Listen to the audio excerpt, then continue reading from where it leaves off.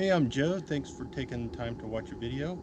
And today we are going to be talking about installing an inverter and also moving our batteries. The battery moving process was easy. We moved it from this container. I actually took the original wires, they were long enough. I punched a little hole through here, hole through the floorboard, and it is actually in between the inverter and the battery. You can see where everything's connected. So you can see where we pulled the wire up from the front of the camper up through the bottom and into this bay. We wanted to keep the battery where we can actually have the thing locked. I am holding the battery down using a series of L brackets that's going to keep it from sliding around. And then I connected the inverter. You just hook up the red wire and the black wire to the back of this thing. So we're going to go ahead and we're going to disconnect everything. Alright, so the first thing you want to do before you start messing with the inverter is make sure that the power is off inside the camper.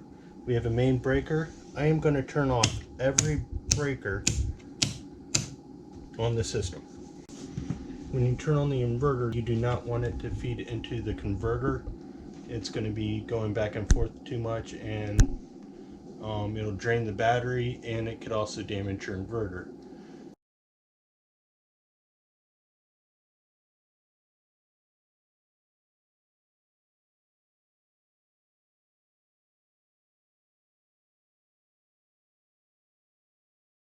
So we want to make sure that our converter is off and turn off any system we're not going to use.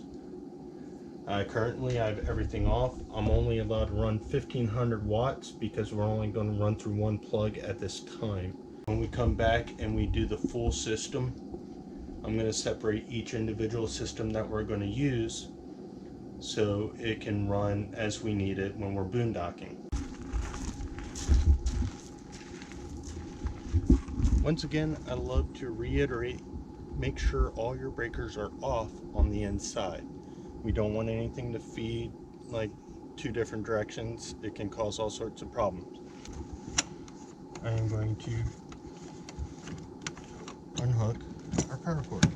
So as you can tell, our entire power cord is lying on the ground. Right here, you notice there's nothing installed. I'm going to power it up.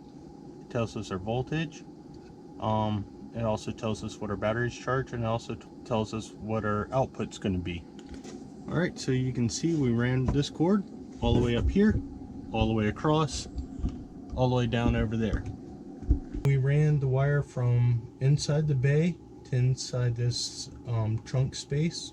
What I did was I made another male end over here, and I am plugging it in to one outlet. Notice I don't have a whole lot of extra wire. The cool thing about adding your own ends is you can save on a lot of extra wire, so it's not a tripping hazard. And if you notice, my fan's going. But wait, that's not all, folks. Fan's dirty. I know it's dirty.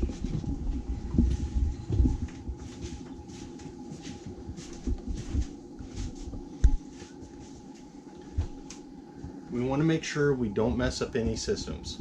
I went ahead, relabeled my my box so I know which breaker was which. I am going to turn on the two breakers I'm using. So currently we have power going to our front of the system. We also have, we want power to go here as well. So what I'm going to do is I'm only going to turn on this front section, and I'm going to turn on the center section like so. And then we can close it. And you look up here, we have power to our microwave. We also have power to our fireplace.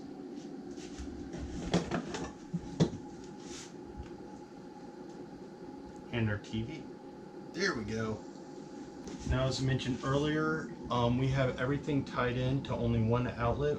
The manual on the inverter says for us to only use 1500 watts per outlet. So we have to be mindful of how much power we're using, what the wattage is, things of that nature. We'll be able to comfortably boondock and transit. Thanks for watching. Have a great day.